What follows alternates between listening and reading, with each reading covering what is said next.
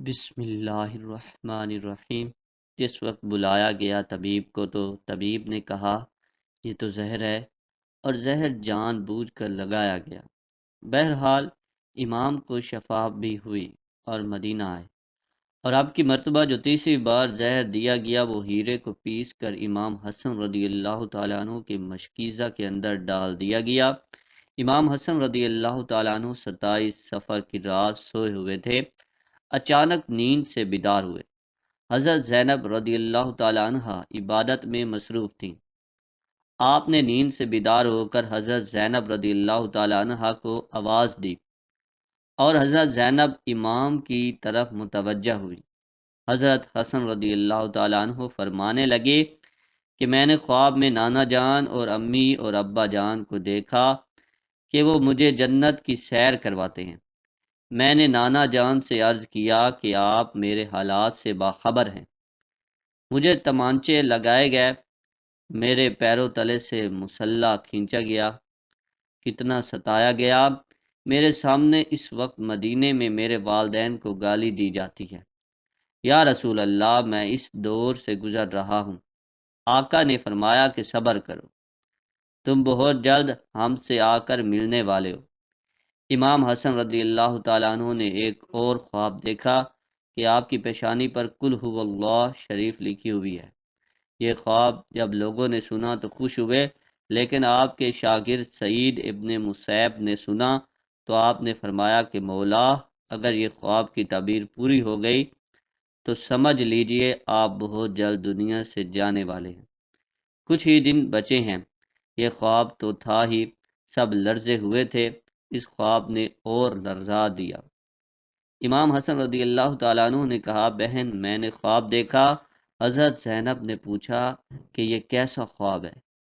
امام نے مشکیزہ لانے کا کہا، اور مشکیزے سے جب پانی پیا تو مشکیزے میں موجود جو ہیرا پیس کر ڈالا گیا تھا وہ آپ کے پیٹ میں چلا گیا۔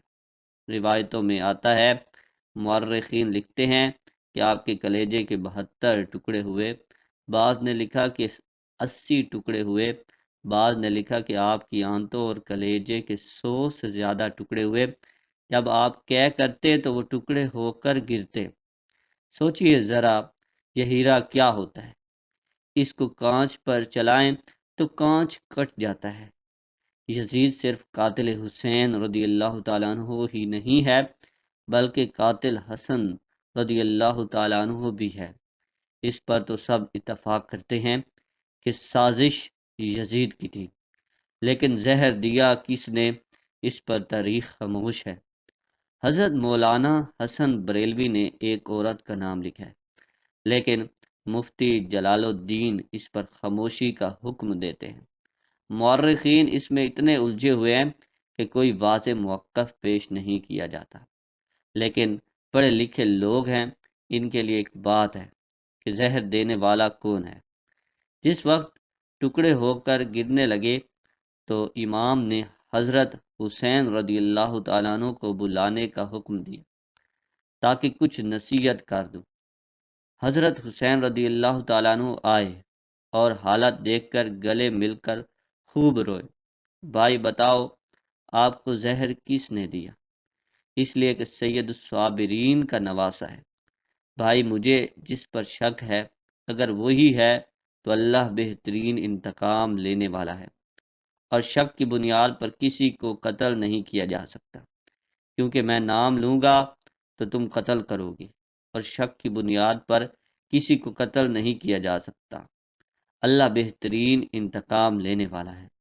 جب امام حسن نے امام حسین کو نہیں بتایا کہ قاتل کون ہے تو حتمی طور پر کسی کے بارے میں یہ فیصلہ کر دینا کہ فلاں قاتل ہے، میں سمجھتا ہوں کہ یہ زیادہ مناسب نظر نہیں آیا۔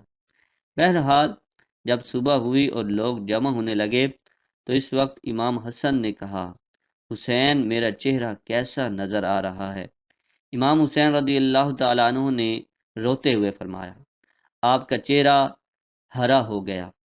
مسکرا کر کہا، اس تکلیف میں مسکرایا ہے حسن، جس تکلیف میں لوگ ساری خوشیاں لوگوں کی چھن جاتی ہیں۔ حسن مجتبیٰ نے جب سنا کہ میرا چہرہ ہرا ہو گیا تو فرمایا حسین یاد ہے نانا کی حدیث معراج مکمل ہو گئی ہے۔ لوگوں نے پوچھا کہ حدیث معراج کیا ہے؟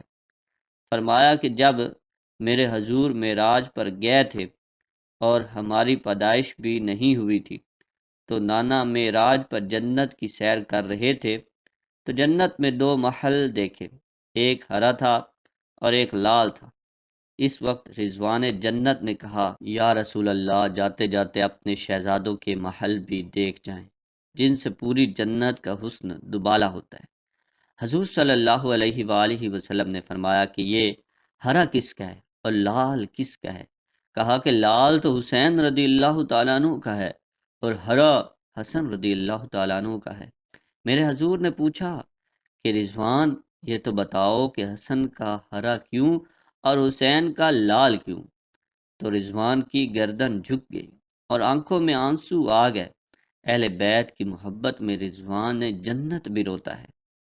جنت وہ ہے جہاں رویا نہیں جاتا، لیکن یہ شہادت حسنین ہے، اسے جب جب بھی یاد کیا جاتا ہے تو رضوان جنت بھی روتا ہوا نظر آتا ہے۔ رضوان کی عرض کرنے کی ہمت نہ ہوئی۔ حضرت جبرائیل آئے اور عرض کی یا رسول اللہ میں بتاتا ہوں، اللہ کے حکم سے یہ ہرا اس لیے ہے کہ حضرت حسن رضی اللہ تعالیٰ عنہ کو زہر دیا جائے گا اور ان کا چہرہ اور جسم ہرا ہو جائے گا، اور حضرت حسین رضی اللہ تعالیٰ عنہ کو کربلا میں شہید کیا جائے گا اور شہادت کی وجہ سے خون سے سارا جسم لال ہو جائے گا، اس لیے حسن رضی اللہ تعالیٰ عنہ کا ہرا اور حسین رضی اللہ تعالیٰ عنہ کا لال محل ہے۔ دیکھا حضور صلی اللہ علیہ وآلہ وسلم کی یہ حدیث معراج پوری ہو رہی ہے۔ اس کے بعد حضرت حسن رضی اللہ تعالیٰ عنہ نے لوگوں کو جانے کا حکم دیا اور گھر والوں کو ٹھہرنے کا کہا۔ اس وقت مولا حسن کے 3 یا 4 بیٹے تھے۔ ان بیٹوں میں ایک بڑا بیٹا تھا جس کی عمر صرف 7 سال تھی۔ وہ بڑا خوبصورت تھا اور نام قاسم تھا، اور ماں کا نام ام فروہ تھا۔ ام فروہ قاسم کے سر پر ہاتھ پھیرتی اور اپنے شوہر کی طرف دیکھتی گویا ان کے سامنے اپنی بیوگی گھوم رہی تھی۔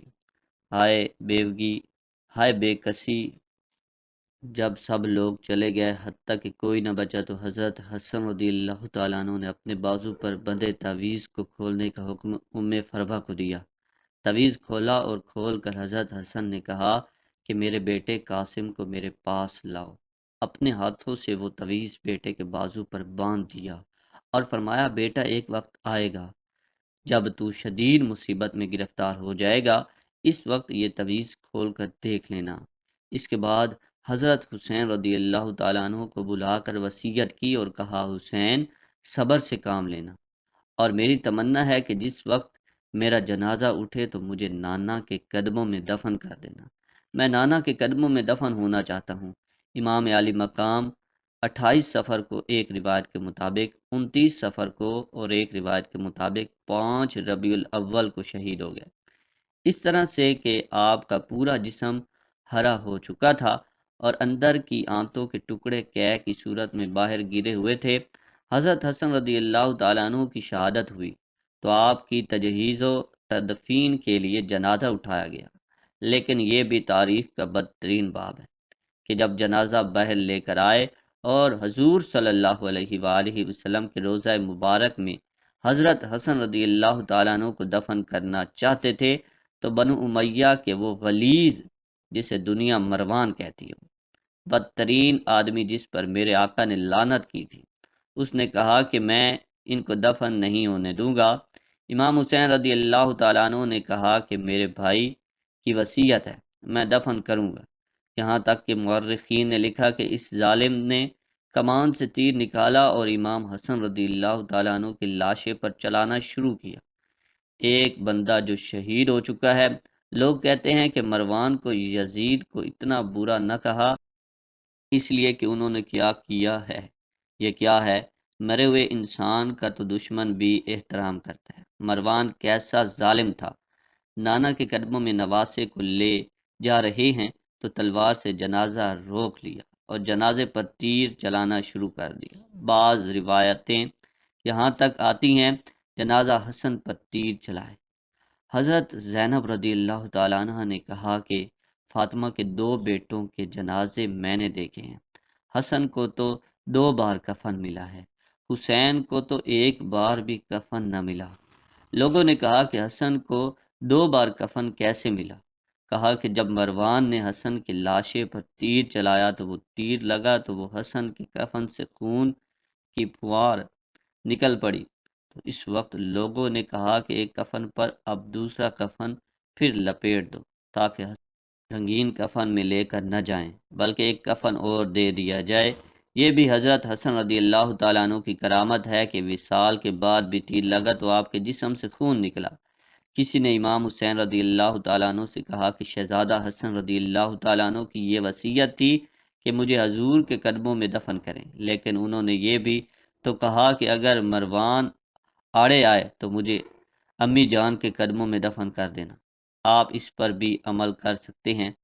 پھر امام حسن رضی اللہ تعالیٰ عنہ کو حضرت فاطمہ رضی اللہ تعالیٰ عنہ کے قدموں میں دفن کر دیا گیا۔ آج کی ویڈیو آپ کو کیسی لگی ہے؟ ہمارے چینل کو سبسکرائب، لائک اور شیئر ضرور کیجیے گا۔